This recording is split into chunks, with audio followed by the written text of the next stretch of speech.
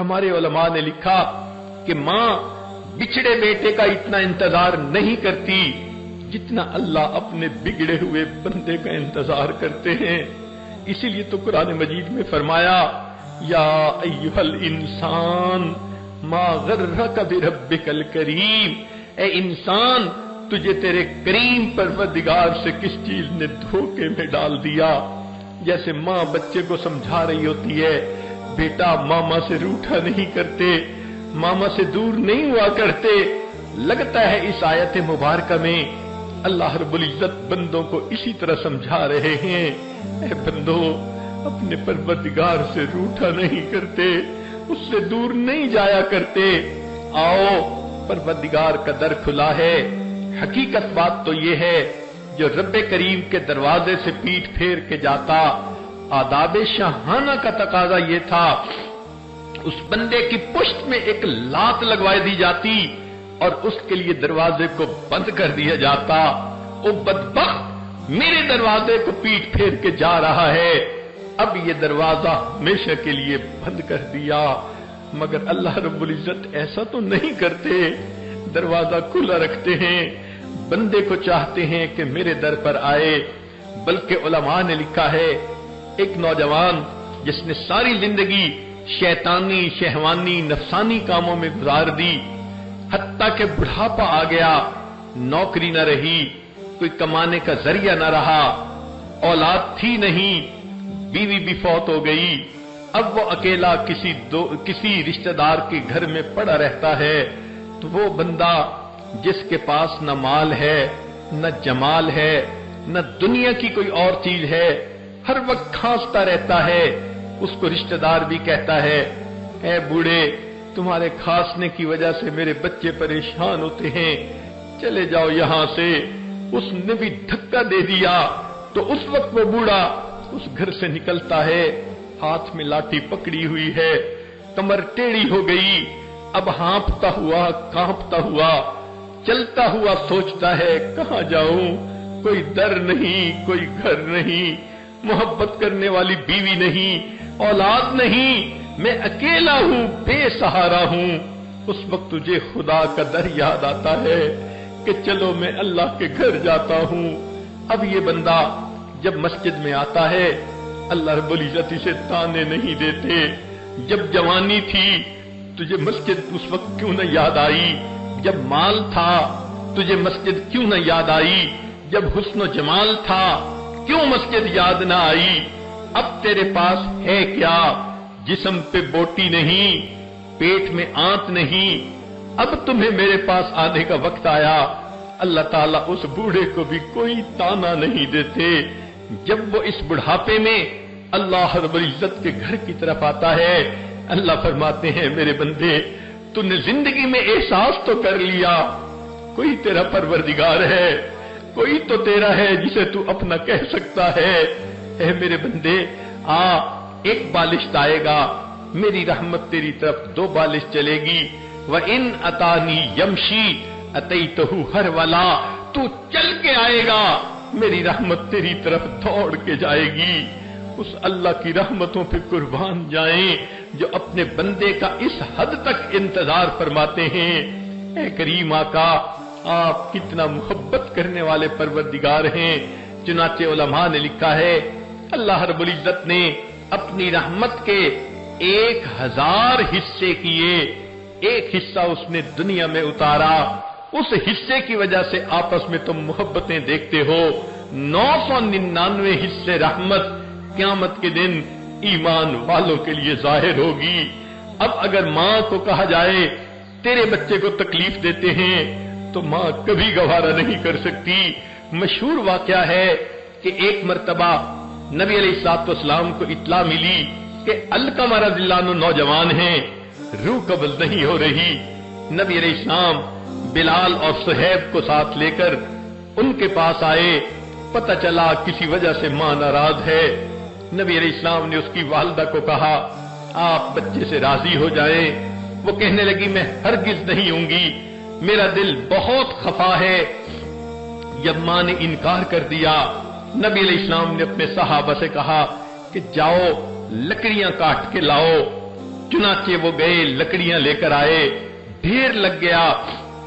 नबी अलैहिस्सलाम ने कहा अच्छा इसको हम आग लगाएंगे, जब खूब आग जलेगी तो हम अलकमा को उसके अंदर डाल देंगे। बूढ़ी औरत को पता चला, पूछने लगी मेरे बेटे को आग में क्यों डालेंगे? नबी अलैहिस्सलाम ने फरमाया जब तुम इसे माफ नहीं करोगी इसने जहन्नम की आग में भी तो जाकर जलना है, हम इसे यहीं आग में डाल देते हैं। जब मां ने देखा कि मामला सीरियस है, कहती है अच्छा मेरे बच्चे को आग में न डालें, मैंने अपने बच्चे को माफ कर दिया। मां बच्चे की तकलीफ बर्दाश्त नहीं कर सकती। अल्लाह रब्बुल इज्जत का भी मामला इसी तरह है। अगर किसी के दिल में ये सवाल आए फिर तकलीफें क्यों आती हैं, परेशानियां क्यों आती हैं, तो उसकी वजह यह है कि अल्लाह रब्बुल इज्जत अपने बंदों के गुनाहों को धोते हैं, माफ करते हैं। आपने नहीं देखा हामिद एक कमरे में बैठा है, उसे दूसरे कमरे में बच्चे को रोने की आवाज आती है, वो पूछता है कि बच्चे के पास कोई है? जवाब मिलता है कि उसकी मां मौजूद है। वो कहते हैं ये कैसी मां है, पास भी है फिर बच्चा रो रहा है, उसे बताओ कि मां ही तो रुला रही है। वो हैरान होगा, मां रुला रही है? जवाब मिलेगा हाँ बच्चे ने नजासत कर दी थी, नजासत में लिथड़ गया था, मां उसे साफ कर रही है, नए कपड़े पहना रही है और बच्चा इस वजह से नहाने की वजह से रो रहा है। तो ये बच्चे का रोना मां की सख्ती की वजह से, नाराजगी की वजह से या मां की दुश्मनी की वजह से नहीं, मां की मोहब्बत की वजह से है। मां बर्दाश्त नहीं करती उसके बच्चे से बू आए, उसके बच्चे के कपड़े मैले हों, वक्ती रोने को बर्दाश्त कर लेती है, लेकिन बच्चे को नहला के साफ कपड़े पहनाती है, फिर उसको अपने सीने से लगा लेती है। बिल्कुल यही मामला इंसान का है। दुनिया में रहते हुए ऐसे गुनाह कर लेता है, उसका बातिन नजस हो जाता है, दिल स्याह हो जाता है, गुनाहों की नजासत उसको बातनी तौर पर नापाक कर देती है। अल्लाह रब्बुल इज्जत इस बंदे की नजासत को पसंद नहीं फरमाते, वो खुद भी पाक हैं, उन्हें पाक बंदा अच्छा लगता है, लिहाजा कोई बीमारी, कोई मुसीबत, कोई परेशानी बंदे पर भेज देते हैं। उनका असल मकसद बंदे की मैल कुचैल को उतारना होता है, बंदे को पाक साफ करना होता है। फिर अल्लाह रब्बुल इज्जत उस बंदे को इस तरह बीमारी से पाक कर देते हैं जैसे उस दिन पाक था जब उसकी मां ने उसको जन्म दिया था। कुर्बान जाएं अल्लाह की रहमत पर कि ये बीमारियां भी रहमत की शक्ल में आ जाती हैं, बंदे को धोने के लिए, आखिरत के अजाब से बचाने के लिए। इन्नल्लाह बिन्नासि लरऊफुर रहीम, अल्लाह रब्बुल इज्जत अपने बंदों पर बड़े रऊफ और बड़े रहीम हैं। लिहाजा अगर कोई बंदा जिंदगी भर गुनाहों में पड़ा रहा और फिर उसे एहसास हुआ कि मैंने खता की, मुझे चाहिए मैं अपने रब को मनाऊं, तो मौत से पहले पहले अल्लाह का दरवाजा खुला है। बंदे को चाहिए कि वो आए अपने रब को मना ले ताकि अल्लाह रब्बुल इज्जत इसके गुनाहों को माफ कर दे। हत्ता कि अल्लाह इतने खुश होते हैं, उलाइका युबद्दिलुल्लाहु सय्यिआतिहिम हसनात, अल्लाह ताला इस बंदे के गुनाहों को इसकी नेकियों में तब्दील फरमा देते हैं। चुनाचे इब्ने कय्यम रहमतुल्लाह अलैह ने एक वाकया लिखा, फरमाते हैं मैं एक मर्तबा एक गली में से गुजर रहा था, एक दरवाजे के करीब जब पहुंचा मैंने देखा कि दरवाजा खुला, एक मां अपने 8-9 साल के बच्चे पर खफा हो रही थी, नाराज हो रही थी, कह रही थी तू ढीठ बन गया, जिद्दी बन गया, मेरी कोई बात नहीं मानता, काम चोर बन गया, कोई काम नहीं करता, और कह रही थी अगर तुमने मेरी बात नहीं माननी दफा हो जाओ, मैं तुम्हारी शक्ल नहीं देखना चाहती। गुस्से में मां ने जो बच्चे को धक्का दिया, वो बच्चा घर के दरवाजे से बाहर आ गिरा, मां ने दरवाजा बंद कर लिया। वो फरमाते हैं मैं उस बच्चे को देखने खड़ा हो गया, थोड़ी देर वो बच्चा रोता रहा, फिर बिल आखिर वो उठा, आहिस्ता आहिस्ता कदमों के साथ उसने गली के एक कोने पे जाना शुरू किया। حتیٰ کہ جب کونے پر پہنچا وہاں جا کر پھر کھڑا ہو گیا جیسے کچھ سوچ رہا ہو، پھر آہستہ قدموں سے واپس آیا، اپنے گھر کی دہلیز پر آ کر بیٹھ گیا، تھکا ہوا تھا، سو گیا۔ تھوڑی دیر کے بعد اس کی ماں نے کسی کام کے لیے دروازہ کھولا، دیکھا تو بچہ دروازے پر ہی لیٹا ہوا ہے۔ ماں کا غصہ ٹھنڈا نہیں ہوا تھا، پھر وہ کہنے لگی جاتا کیوں نہیں، چلا جا یہاں سے، اگر تو نے میری بات نہیں ماننی تو میں تجھے دیکھنا بھی پسند نہیں کرتی۔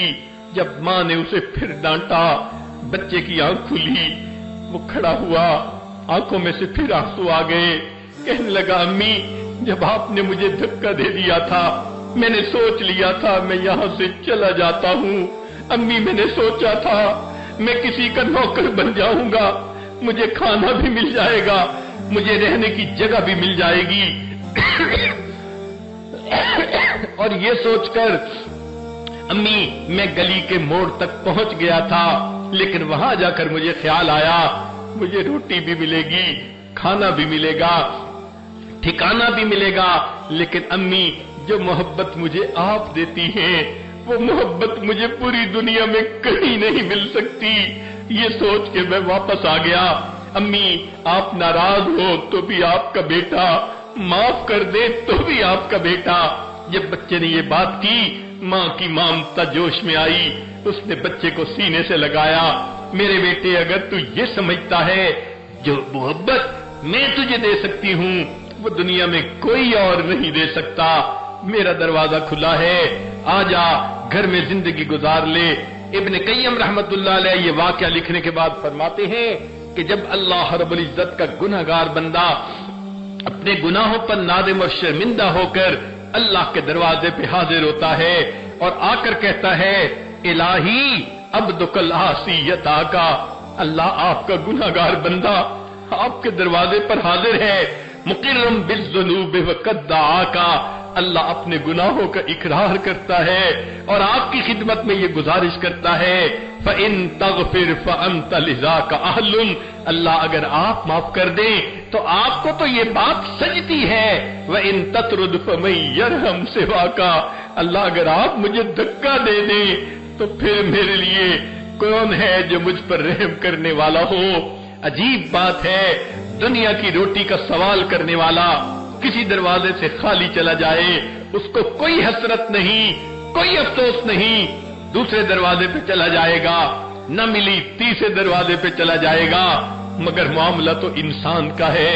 اگر وہ اللہ رب العزت کے دروازے پر آیا اور یہ دروازہ نہ کھلا اب اس کے لیے دوسرا کوئی دروازہ نہیں۔ جو اللہ کے دروازے سے خالی جاتا ہے وہی بدبخت ہوتا ہے، وہی شقی ہوتا ہے۔ ہم اللہ رب العزت کی رحمت کو سوچیں اور اپنے گناہوں پر نظر ڈال کر آج کی اس محفل میں یہ فیصلہ کریں اے کریم آج تک ہم اپنے زندگی غفلت میں گزارتے رہے، نمازوں میں سستی ہوتی رہی، پردے میں کوتاہی ہوتی رہی، زبان سے دوسروں کی غیبت ہوتی رہی، بہتان بازی ہوتی رہی۔ اے اللہ آج ہمیں اپنے گناہوں کا احساس ہوا، ہم آج کے بعد ایک نیک عورت بن کر زندگی گزاریں گی۔ اے اللہ ہم کوئی گناہ نہیں کریں گی، اے کریم ہمارے گناہوں کو معاف کر دیجئے۔ ہم نے تو دنیا میں دیکھا ہے کہ اگر کسی گھر کی عورتیں چل کے کسی دروازے پہ آ جائیں لوگ تو قتل کا مقدمہ بھی معاف کر دیتے ہیں، عورت چل کے آ گئی ہے۔ اگر دنیا دار انسان عورت کے آنے کا اتنا لحاظ کرتا ہے، ذرا عورتیں سوچیں آج وہ اپنے گھروں سے چل کے اللہ کے اس گھر میں آ کر بیٹھ گئی ہیں۔ اے مولا ہم آپ کو منانا چاہتی ہیں، اللہ ہم اپنے دل کے غم کس کو سنائیں، آپ ہی تو سینوں کے بھید جاننے والے ہیں۔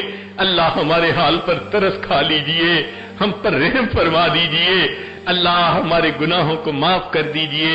جب اس طرح ہم سچی توبہ کریں گے یقیناً اللہ تعالی ہمارے گناہوں کو معاف فرما دیں گے، آئندہ ہمیں نیکوکاری پرہیزگاری کی زندگی نصیب فرمائیں گے۔